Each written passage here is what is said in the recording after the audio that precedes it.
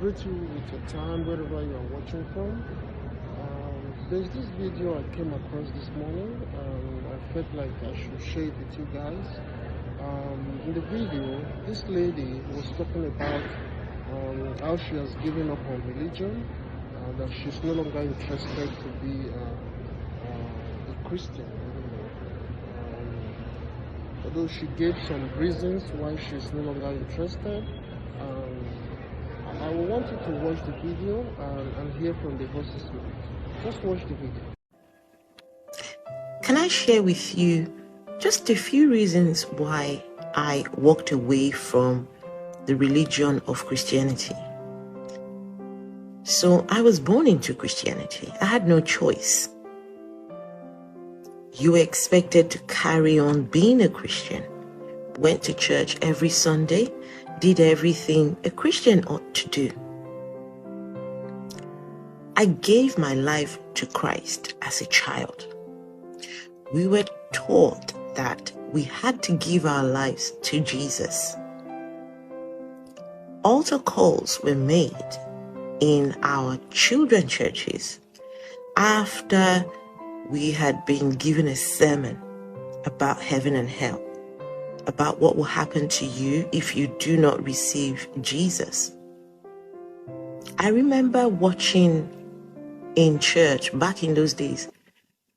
We were told to give up our televisions in the church I grew up in because the television could cause the devil to come in the home. So you couldn't watch TV, but we could go to church and go and watch movies, right? Film night. And trust me, the film nights was nothing, no Disney movies. We would go and watch movies like The Burning Hell.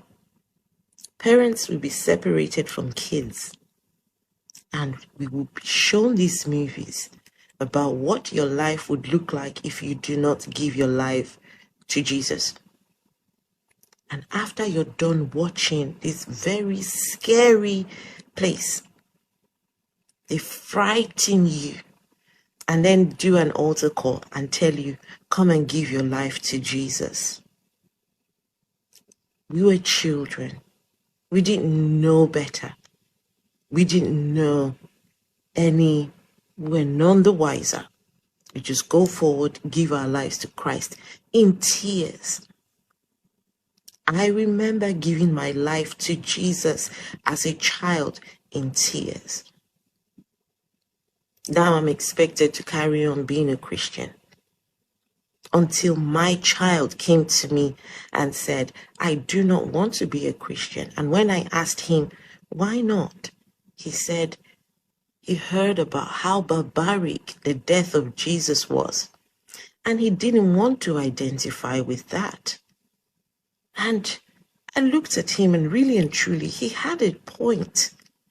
Why did Jesus, the Savior of the world, have to die in such a horrific manner? If he was God, why would he need to be killed in that manner? Right? And so I started questioning. If children are innocent, why are we teaching this to children? Why are we telling children that they need to give their lives to Jesus? What does Jesus need the lives of people for? So I started questioning. And today I realized there was not good enough reasons to be a Christian. So I walked away.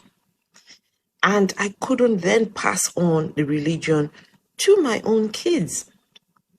Well, it turns out that the Jesus they said was going to save us, him and his daddy were the same ones that planted the tree in the garden. I mean, think about it. An all-knowing God, all-powerful, plants a tree and says, don't touch, to two people who didn't know whether they were going or coming, and left them to their own devices. He comes back, they've eaten from this tree. You would think that a good God would forgive them. No, he decides to punish them. Not only punishes these two, he then goes further to create hell, where anyone who comes after these two would then be punished after you're dead. Would it not have been better to save those two or forgive them? Would it not have been better? Just forgive them and then solve all the problems. But now I, in 2023, get to partake in a fruit I didn't eat. Now I'm being punished. My children are being punished. You're being punished for a fruit that you didn't eat. And guess what? If you think that you escape here on earth, the chances are you're going to go and be punished even further after you die.